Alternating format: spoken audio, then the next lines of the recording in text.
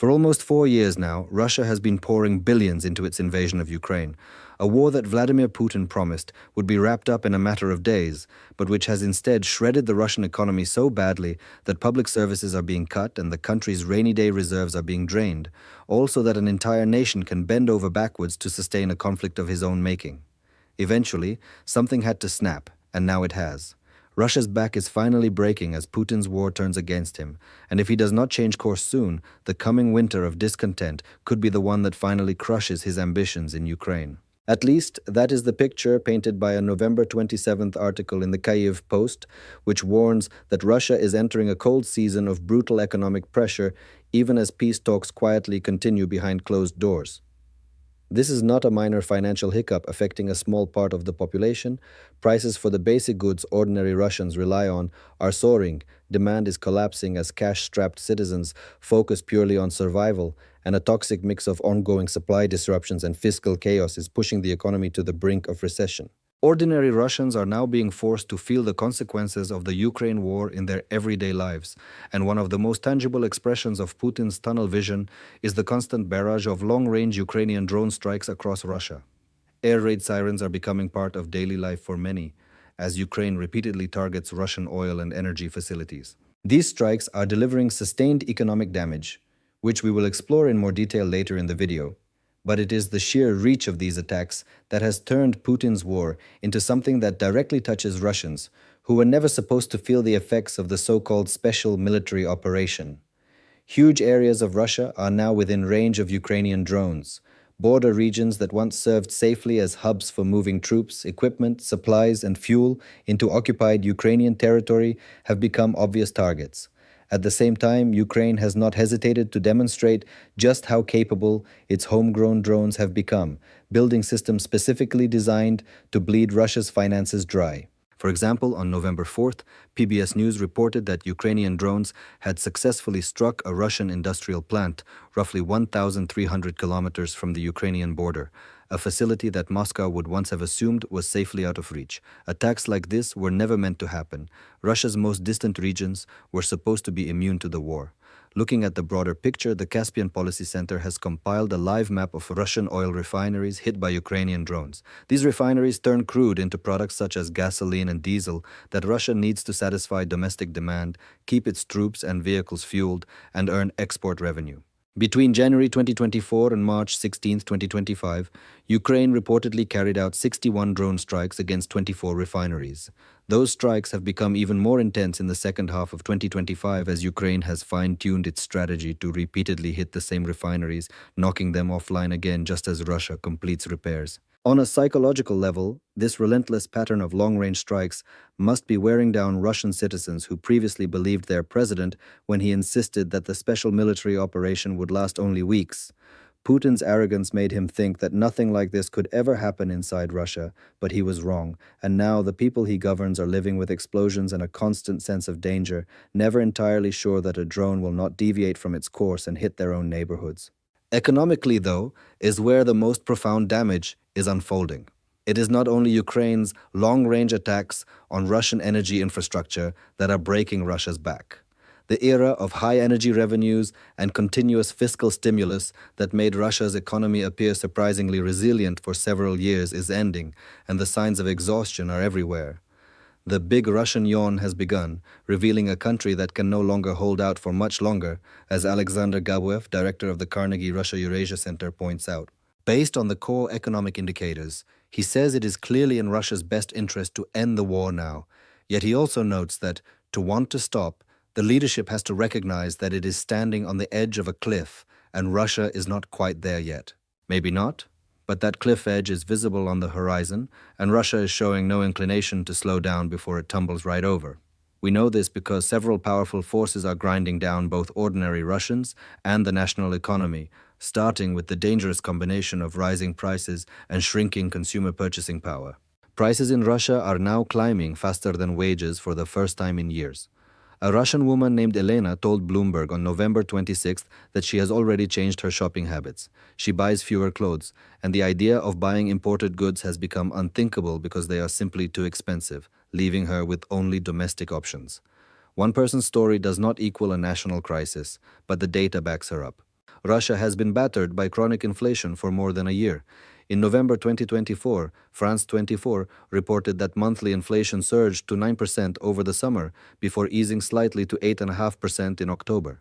That spike pushed Russia's central bank to hike its base interest rate to 21%. Although that rate has since been reduced, 2025 has not brought much relief on the inflation front. Trading Economics notes that in January of this year, inflation hit 9.9%, and in each of the following 3 months, it stayed above 10%. It has only dipped below 8% since September. According to the Kiev Post, inflation has finally eased to 6.8% in November, a level Russia has not seen in a year.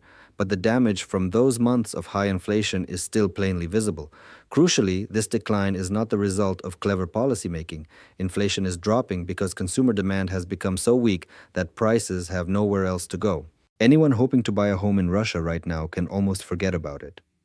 On November 27th, the Moscow Times reported that only 8.3% of Russians are currently in a position to save the 20% down payment required to buy a property within the next 2 years. For those earning the median wage, it would take more than 6 years to save that deposit as house prices rise alongside everything else. The same pattern of collapsing demand shows up across the economy. The Kiev Post, citing data from Russia's Sber Index, says that Russians are cutting back even on food purchases, with retail sales of staples like milk, pork, buckwheat, and rice dropping by 8 to 10% in September and October. People are not buying homes, they cannot afford new clothes, and even the basic food items they once relied on to get through the winter are increasingly out of reach as prices climb against a backdrop of stagnant wages. These are not the hallmarks of a healthy country, and we are only at the beginning of the story.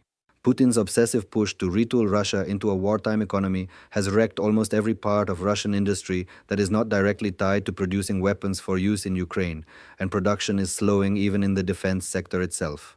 Russia's own Center for Strategic Research has highlighted the problem, noting that gross domestic product growth has collapsed in 2025.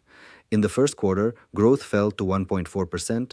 In the second quarter, it slipped further to 1.1%, and by the third quarter, it was down to just 0.6%. The big zero is coming quickly, and there is little reason to believe that Russia will simply stop at zero growth. An outright recession appears to be looming, especially as more and more industries falter. Several recent examples illustrate the deeper structural problems affecting nearly all of Russian industry. On November 6th, The Insider published a report titled "The Wheels Are Coming Off," describing the collapse of Russia's freight rail sector. Anyone familiar with Russian logistics knows that freight rail is the backbone of any industry that depends on transporting goods, so the implosion of this sector signals much larger economic trouble. The Insider reports that 20 of Russia's 24 industrial sectors have simultaneously gone into decline, leaving freight rail companies with fewer and fewer products to move. The problem is not a lack of trains, it is a lack of cargo to fill them. Over the first 9 months of the year, cargo loading fell by 7%, which translates into roughly 60 million tons of goods that simply were not transported. An average Russian freight car carries about 100 tons, meaning 600,000 cars that were hauling cargo in 2024 have been sitting idle between January and September 2025. This crash in freight rail is not a minor technical detail. Even Russia's defense industry relies heavily on trains to deliver weapons and equipment to Ukraine, so a downturn of this scale may indicate that Moscow is running out of both the money and the raw materials it needs to sustain its war production. Another example comes from Russia's forestry sector. On November 27th, the Moscow Times reported that this industry is on track to suffer a deep contraction in 2026 due to a combination of a strong ruble, high interest rates, and Western sanctions. Deputy Industry and Trade Minister Mikhail Yurin warned of a downward trend that could, in a worst-case scenario, lead to a 20 to 30% drop in output. Similar problems are emerging across the board. The Kiev Post notes that demand for steel has fallen, as has demand for coal, cars, groceries, and even financial services. Corporate debt has surged to 10.4%, while distress in the retail debt market has climbed to 12%, leaving many Russian businesses in serious trouble and feeding back into the very consumer demand and cost of living crises we already discussed. As firms get closer to their breaking point, they are slashing costs, and workers are often the first to go. Thousands of Russians who were already struggling to afford basic goods are now losing the wages that allowed them to buy anything at all, ensuring that demand will continue to fall. The cumulative weight of all this stress is forcing Russia's economy to buckle, a process already visible in the deteriorating GDP growth figures, and none of it is being helped by Ukraine's ongoing strikes on Russian refineries and energy infrastructure. As mentioned earlier, those attacks have caused significant shortages of gasoline and diesel within Russia. Basic supply and demand dynamics are kicking in. Fuel providers are raising prices, while ordinary Russians queue at gas stations to buy only a fraction of the fuel they would normally purchase. In late October, the Moscow Times reported that average gasoline prices in Russia had risen by 11.6% since the beginning of 2025. Ukraine's refinery strikes are the obvious culprit. By mid-year, they were so intense that it was estimated up to 38% of Russia's refining capacity had been forced offline. When Russia cannot refine its crude oil, it cannot produce enough gasoline, and prices and shortages soar. Nevertheless, Russian officials have tried to pin the blame elsewhere. Energy Minister Sergei Tsivilev has claimed that the problem stems from panic buying, telling the Moscow Times that reports of temporary shutdowns at certain facilities triggered panic at the pumps and speculation in the markets. But how are Russians supposed to be panic buying when many gas stations have imposed 30-liter limits that prevent drivers from filling their tanks? The reality is that these fuel shortages are being driven by Ukrainian strikes on refineries, not by consumer hysteria. While ordinary Russians suffer from rising fuel prices and dwindling supplies, the Kremlin is reeling from the broader financial impact of these attacks. Russia needs strong oil and gas sales to keep its economy alive. Domestic shortages translate into reduced volumes available for export, and the Kiev Post reports that oil and gas revenues fell by more than 20% in the first 10 months of the year, further weakening the government's budget. With less money coming in, Russia has been forced to raid funds that were meant for emergencies. The budget deficit has already reached 1.7% of GDP as of October and is projected to widen to 2.6% by the end of the year, even as the government ramps up borrowing and prepares to issue yuan-denominated bonds to fill the fiscal gap. Moscow has also begun selling off large amounts of gold from its national wealth fund in yet another attempt to plug the holes in its finances, a move so drastic that we devoted an entire video to the taboo Russia is breaking by dumping those reserves. On top of all this sits a problem Russia has been grappling with almost since the moment its troops crossed into Ukraine: Western sanctions. The tightening sanctions regime is one of the main reasons so many Russian industries are collapsing. Countless companies that depend on Western components to build their products can no longer buy those parts directly, and when they can, they must do so through intermediaries who impose markups so steep that the parts become prohibitively expensive. Putin has learned the hard way that domestic production in Russia is far more dependent on the West than he had admitted. Each new turn of the sanctions screw layers more pressure onto an already strained economy. Earlier in November, for instance, United 24 media reported that the United States imposed sanctions on Rosneft and Lukoil, two of Russia's biggest energy firms. As with Ukraine's strikes on refineries and energy infrastructure, these sanctions are meant to choke off the revenue Moscow earns by taxing energy companies on their sales. Fewer barrels sold means less taxable income, which translates into less cash for Putin's war. Even China, which has helped keep Russia afloat by buying large amounts of crude, has started to edge away. Forbes correspondent Ariel Cohen describes Washington's approach as tightening the sanctions noose, a fitting description of how the United States in particular is trying to drive Putin toward the negotiating table. For that strategy to work, the pressure from Washington and the rest of Ukraine's Western allies must be maintained and, ideally, increased, so that sanctions continue to magnify Russia's economic pain. Combine all of these structural problems with Russia's immense war spending, and a full-blown crisis is inevitable. When we talk about war spending, we are not only referring to the billions poured into tanks, missiles, and shells. Ariel Cohen points out that Russia is recruiting roughly 29,000 soldiers every month, and each of those troops earns significantly more than the average Russian worker, making them a massive budgetary burden in their own right. To illustrate the scale, the Moscow Times reported in July that Russia spent more than $25.6 billion on military personnel in just the first half of 2025. Double that to estimate an annual figure, and you end up with over $51 billion spent purely on salaries before you even begin to factor in the cost of weapons, supplies, training, equipment, and all the other expenses needed to keep Putin's war machine grinding on. Russia cannot continue at this pace indefinitely. That cliff edge we mentioned earlier is getting closer by the day, and the measures Putin has taken so far to respond to the breaking of Russia's economic backbone are nowhere near enough. Faced with mounting fiscal pressures, the government has increased its debt through expensive domestic bond sales and is planning new taxes such as a higher value-added tax rate and a special technology levy on electronics, according to United 24 Media. These moves may raise more revenue on paper, but in practice they are likely to squeeze small businesses and consumers even harder. It is a strange kind of logic to try to solve a revenue shortfall by targeting the very people who can no longer afford to buy what Russia produces.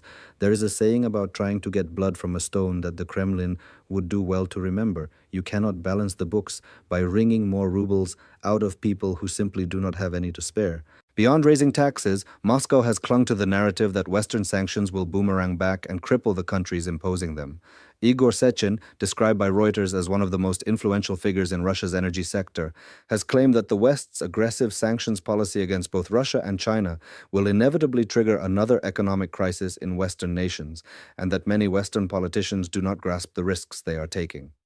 His statements sound like the words of a man whose profits are being eaten away by sanctions and who is desperate to pretend that Russia still holds significant energy leverage over countries that are, in reality, steadily reducing their dependence on Russian oil and gas. Desperation may be an unflattering term, but it accurately describes the tone of Sechin's warnings, which try to recast sanctions as a form of mutual economic suicide rather than what they truly are: a powerful tool for tightening the screws on Putin and his war in Ukraine at a moment when Russia is already being pulled into an economic vortex. The West does not need to lift its sanctions. If anything, holding the line on existing measures and expanding them to further limit Russia's revenue would only deepen the crisis that has already engulfed the country. Russia's back is effectively broken. Unless Putin agrees to sweeping changes soon, the rest of the country's economic skeleton will start to crumble as well. One possible path to change lies in the peace negotiations that the United States is now trying to force onto both Ukraine and Russia. On November 21st, Washington unveiled a 28-point peace plan and gave Ukraine a deadline to accept it, a deadline that has already passed. As it currently stands, that plan is far too generous to Putin, and it will need to be significantly revised before it can be taken seriously. To understand exactly what is in that proposal and why it matters, be sure to watch our detailed breakdown of the peace plan, and do not forget to subscribe to the Military Show for more in-depth coverage of Russia's worsening economic situation and the war in Ukraine. Thank you for watching.